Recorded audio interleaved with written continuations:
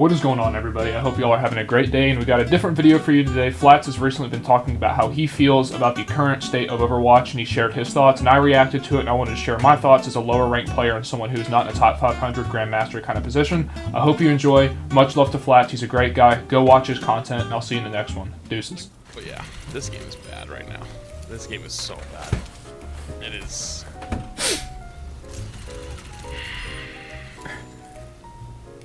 I don't have words for it. I'd say it's in, like... it's hard. It's in a bad state, especially with the current meta, with them buffing Doom. Even for lower ranks, like, you could play against good Dooms, it's almost impossible to kill them just because they can run off with almost no cooldown. Like, even yesterday, we were playing, you know, Symmetra, Sombra, Doomfist, and it was just like, we couldn't even touch point. Now, I'm sure, obviously, there's part of it that are skill issues. Like, I understand that, but I will definitely say that the current rate of support... The current state of where support is right now, and just the overall current position of the game competitively is in a really bad spot. The content part is great, but I'd say the overall balance of things isn't great. Season 2 has been a pretty massive disappointment. I'll agree with that. Again, content-wise, I think it's been very good, but Ramatra isn't great as far as just how powerful he can be. I think the concept is very cool, but overall he's very underwhelming. It's kind of hard to get picks with him, just especially with the current meta, with how Doomfist works and with Hog. It's very hard to use him effectively. We'll see how he works whenever he gets into ranked. But overall, so far, Season 2, especially with how ranked works, is also pretty bad. I mean, we'll see. There's obviously a lot of time left, but so far with Season 2, I definitely see where he's coming from. From Season 1 having the problems of the mid-season patch not going out on the 25th of October, it got delayed all the way to November 15th, and then... True. The mid-season patch was very bad. That thing got delayed like 2 or 3 different times. And it was very bad. It made Zarya completely just broken for 2/3 of the season when she should have been nerfed right away, at least through obviously the mid-season. But the mid-season patch being delayed multiple times was very frustrating. Like, Sojourn is literally buffed with a Mercy Pocket now. That is funny, too, how they talked about how they weren't going to have Sojourn one-shot, but she can one-shot people when powered up by Mercy. It's kind of funny how they missed that. So, yeah, no, Sojourn is still probably one of the top-used DPS and probably still will be. Doomfist is just like making support players play Dead by Daylight in Overwatch. Hog is running rampant. I actually don't understand how Hog has been allowed to exist as long as he has in this Hog game. just dominates. You can't kill him. All the way since, like, a tank shouldn't have a ranged, easy, one-shot kill. No, I agree with that. With Hog being able to hook in and one-tap 250 and below health heroes is kind of... I still think it's kind of broken. I understand kind of why it can happen, but it can completely flip a fight. He can kind of W-key in with his self-healing being so powerful and being able to just get picks without any sort of consequences. You know, the only thing you can do is kind of anti him, but if you have Kiriko Cleanse, that automatically gets wiped out. And so for Hog, just basically W-key in and get picks without any sort of consequences is a little broken. So yeah, let's see where he's coming from. You know, Reinhardt's pin is 225. So where you have to literally charge up, rev up, fly your whole body across the map, catch someone in terrible hitbox that is pin, where so half the time you boop them away, half the time they teleport away, or the other half of the time you actually do end up landing the pin, you don't even make it to the wall because you have to hit the wall and then kill them. True. It's like Reaper and Mei, they either freeze or fade away. That is true, dude. Someone who has played Rein for a little while now, playing Rein and pinning Reapers and Mei is obviously anybody who's above 225 health and they don't die, especially Reaper. Like with Mei, you can still kind of get around it whenever she unfreezes, but Reaper, like, you will pin him to a wall and then before you can get a swing off, he just wraiths away and just goes right back into his backline, unless obviously you pin him like way out in like fucking Uzbekistan.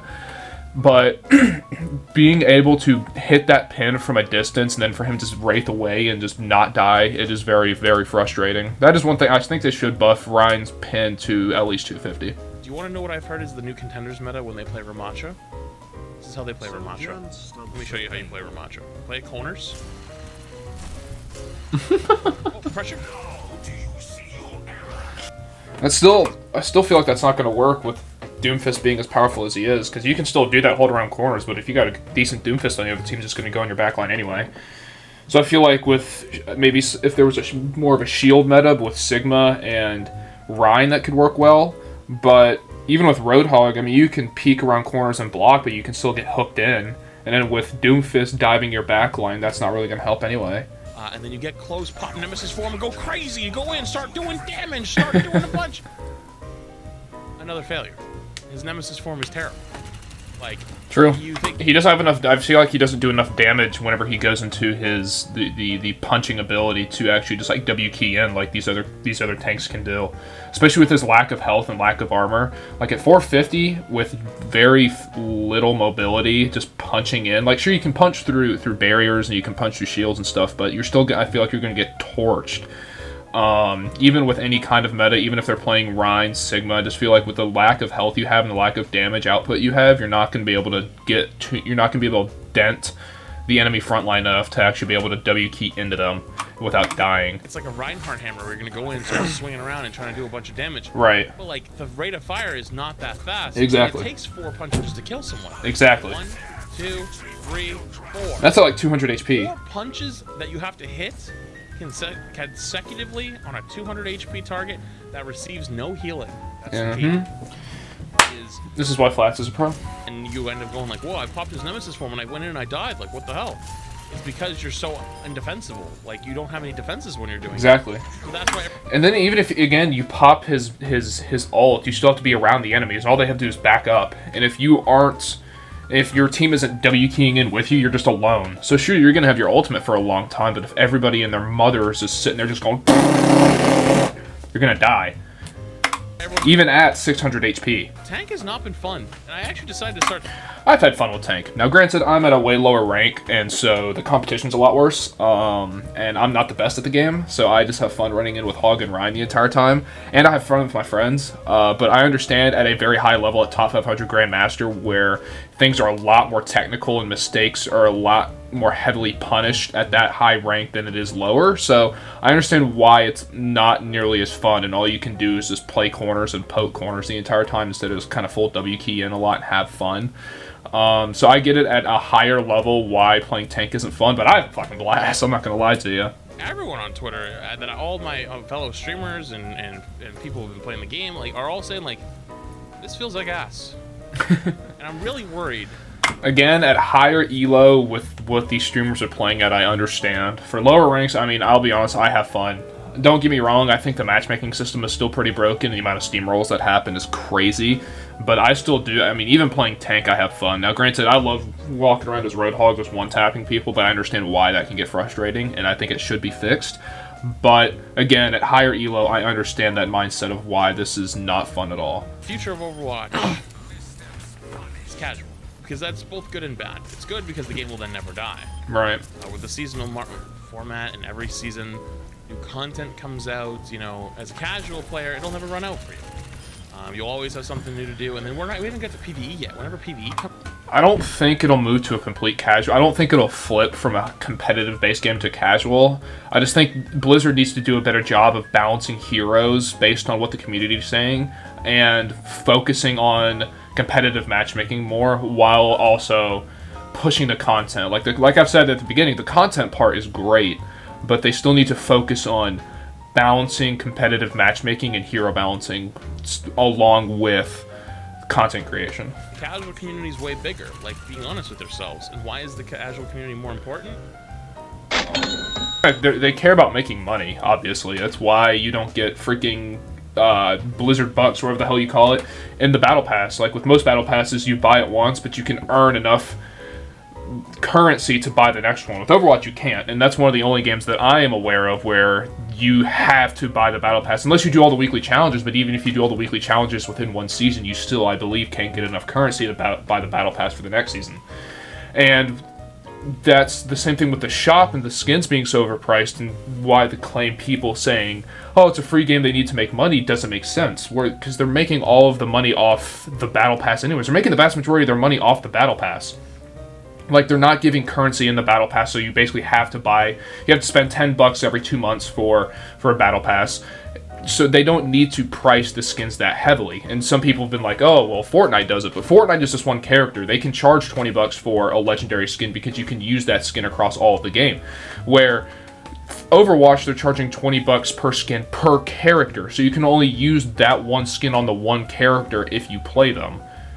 And so once again, and then on top of showing the discounted prices when they actually haven't been charged that, the shop has been very sleazy. They've been better, but it's still not where it should be in my opinion. Blizzard is going down the really bad path, and I think that everyone's not having fun. I'd say everyone at high elo isn't having fun. I'd say the casual community is having fun. I'd say the new players overall are having fun because there's a plethora. Obviously, every character's new, every map is new, every game mode is new, so obviously they're going to have fun. And lower elo, I still think is somewhat fun, just because you can make more mistakes and the competition isn't as high. But again, just kind of like the common theme with this video, I understand why, once you get to higher elo, why these things are not as fun, because everything matters so much more, and all the little details matter way more than they do at lower elos. It was cited that the reason Genji was so strong was because of the DPS passive. What would happen is you would snowball fights with the DPS passive because he was so fast, so they ended up nerfing. The DPS passive Season 1 was kind of crazy. I'm kind of happy they nerfed it, but I still don't think they should have nerfed Genji. Did anyone notice that they took that part of the DPS passive out this away? season? Yeah. So the part so why'd that they made nerf Genji? strong got taken out of the Yep. game, and Genji got zero compensation. No, yeah. buffs. Fuck You Genji. can't sit there and tell me someone there is thinking about cause and effect. There's no way. I just don't believe it. But then you also hear stuff like the Mercy change. So there was a Twitter sphere. Battle Mercy, baby! Let's go! So you know what Mercy's job is as you go up through the ranks? Not It's dying. much more of a DPS pocket. Do you know Yeah. who DPS pocket right now? Sojourn. DPS pocket Sojourn. Woo! Right now? You know Sojourn! who has a crazy high win rate and high elo? Sojourn! It's the fucking Sojourn meta. It's the Sojourn simulator. That's what Overwatch has become. Wouldn't that mean that Mercy's win rate is probably higher? Just nerf Genji, dude. Honestly, my good faith is really being tested at this point. It is bad, too. And I just feel like the overall leniency the Overwatch community is giving Blizzard is slowly deteriorating, especially with new games coming out now and the new games that are going to be come out. Overwatch has less time to fuck up, or to unfuck up their fuck-ups, and they need to get on it fast before the general new population of the game moves on to something else. Basically, the whole idea behind it was to make you think, oh, locking heroes behind the battle pass isn't that bad because hero swapping isn't that important. It's one of the worst mistakes they've ever done as Overwatch. I think is locking heroes behind the battle pass. I talked about this even like within the first week. I thought it was a horrible idea because, and you know, I'm sure he'll get into it here, but counter swapping is bigger than it ever has been, especially with 5v5 and only having one tank. Counter swapping is huge. And locking heroes behind a battle pass and giving players an quote-unquote unfair advantage if they come in late because they don't have that certain hero is kind of shitty. But no, you can go ahead and buy the hero at the end of the season for $20. No, you can do that. I mean, you can do challenges and stuff like that too, but just locking them behind a battle pass, I think, is such a horrible idea. Even if you can get it for free, I just think it is a bad idea. If you win the first fight on tank, you actually end up losing more often than not. Why is that? Because if you walk out on Winston, right? Let's say you walk out on Winston, and they walked out on Zarya, and you win the first fight on defense on Winston. Zarya still has like 25 to 30% ult charge when she died, goes to spawn, counter swaps Hog with zero repercussion. Right. Zero. She still has her Because ult charge. You didn't get that much ult charge in the first fight anyways. Yeah. So you keep up with the counter swap, then you win the next fight because you're on the better counter swapped heroes. Mm-hmm. And then you snowball into 60% ult charge. Right. And then the other side that had 60% ult charge Has to switch. when they won the first fight now has to decide, do you stick with your ult charge and go and do an ult fight, or That's actually interesting. I never even thought about that. Because if you win the first fight and then they counter you and you lose, you have to make the decision, well, do I switch and lose ult charge and then, you know, you're in 3 or 4 team fights before you get your first ults off, or do I stick with my ult charge but just get completely countered and provide almost no value to my team if the other tank knows somewhat of what they're doing? do you swap, lose the ult economy, but then have the hero advantage? Yeah. It's why counter swapping in Overwatch is good, but if you actually believe that counter swapping is down to, well, I picked X hero, so I should win the game, Dude, you could literally train a hamster to do that. If you trained a hamster, that if I show you have such self-sustaining, because you're like, oh, I'm getting hooked, oh, I'm getting hurt, ha ha ha, 50% damage reduction and 350 heals, woo! And you get ult charge off of that. So, if you're taking damage, the best part of it all is it doesn't even require much coordination. No. Especially at lower ranks, dude, if you can't rely on your DPS or your support to heal you, going Hug is almost a must pick because you can do everything yourself with how strong he is. You can get picks, you can heal yourself, you can go in their backline, you can pick off DPS, you can hold their tank into a corner. Like, Hog does it all, especially at lower ranks, so picking Hog is almost a necessity unless you have just somehow really, really good team coordination. Let's say, like, you were plat and you got reset to silver, and it feels like you're playing, like, out of your mind. You're like, I have to play like a psychopath to win these games. What the It's because you're playing in plat lobbies. You're still playing. That is true. Like, I get it, it's the beginning of the season, so everyone's kind of similar in the same rank, but I was having to fight my ass off to get back in the plat than when I was in high plat at the end of the last season. Like, it was so weird. Like, there were times where I was getting steamrolled worse in gold at the beginning of this season than I was in high plat last season, which I thought was very, very interesting. I honestly wish that they would just take your ranks away and you'd have to play placements again. Kind of like what they did in Overwatch 1. Like, don't keep your rank. Like, you have an idea of what your rank should be, but you do placements again, and then you just kind of work up from there. You still have to play against other plat players to get your plat back, and that's why it feels infuriating. It does feel infuriating. I will say I was probably somewhat of the luck of the draw because I went from gold 4 to plat 2 very quickly. Like, granted, we were part of the steamrolling on the good side, though. Like, there are still in this season been very few games that have been actually, like, close. Most of the games still, just like Season 1, were steamrolls one way or the other. You know, 4-minute games, 5-minute games, 7-minute games. There's so many more 4 to 7-minute games than there are 12 to 15 to 18 to 20-minute games where it's actually, like, close. The matchmaking rating, when you get a game, when you play against plats and it says you're silver, is a magic number behind the scenes that I don't see, you don't see, nothing. Yeah. I mean, we have no idea what our SR or MMR is. And, like, even at the very beginning of the season, I got D-ranked from plat 2 or 3 down to gold 4. I think 2 games in, I was playing with Diamond competitors. And I knew that because they had the Diamond competitor name tag that you got from finishing Diamond in Season 1. Now, granted, I was high plat, like, so I understand that, but I was, like, in gold 4 playing against people who were in Diamond last season. Let's say you finished Masters 1, and then you played 3 or 4 more games, and then you never got a re-rank. Well, guess what happened? It still counted those 3 or 4 games, so you finished Masters 2, and you thought you were going to finish Masters 1, and you're like... That is fucked up. I was curious about how that was going to work. It was because that's exactly what I did. I played a few games, and I kept losing, so I just said, I'm just going to sit at my rank so I don't de-rank. And I was curious how that was going to impact my competitive status, and I saw once, obviously, the new season came around with the way the D-rank happened, that actually did affect my rank at the end of the season whenever I didn't know that was going to happen. Where this became a big problem was in top 500, people finished top 500, and then the season ended and they weren't top 500 anymore, they lost their title. That would piss me off. Imagine finishing top 500 and wanting the top 500 reward. That would suck. Finishing it and you don't get it. Yeah, I'd be because pissed. Of some magic system they didn't tell you about. I'd be very upset, especially for Season 1. How much more shit are we going to deal with at this point? It's getting old. Alrighty, yeah, no, I mean, obviously I'm sure everyone who watches me knows Flats. He's an absolute fantastic creator. I watch pretty much all of his stuff. He is a fantastic Overwatch player and understands the game very, very well, and an absolute seasoned veteran at this game. Great content creator and overall just a great guy. I love watching his stuff. I wanted to kind of see his thoughts on the current state of Overwatch, but also implement some of mine as someone who is a lower ranked player, but has been around the game for a decent amount of time and kind of understands how things used to be.